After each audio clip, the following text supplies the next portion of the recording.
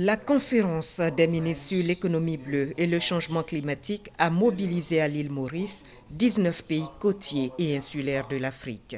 Au bout de 2 jours de travaux, les représentants de ces États ont insisté sur les impacts du changement climatique déjà observés dans de nombreuses situations et régions.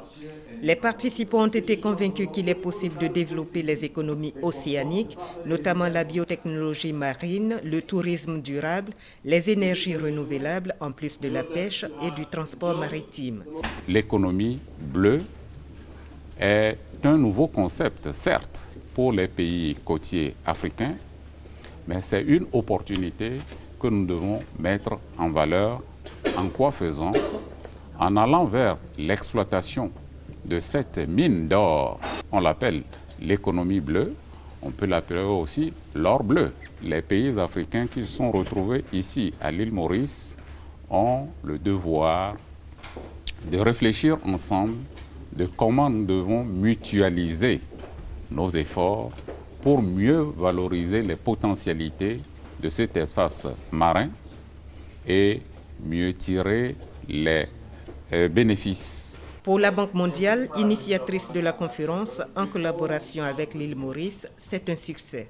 On a réussi à mettre le débat de l'océan au cœur du développement économique.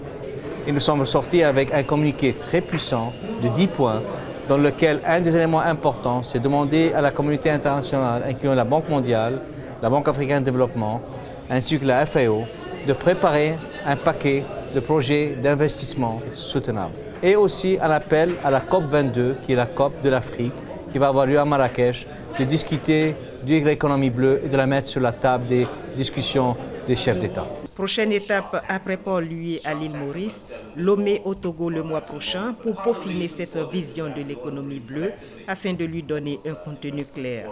Une Afrique qui parle d'une seule voix, il n'y a pas de raison que cette voix ne soit entendue à ce rendez-vous mondial.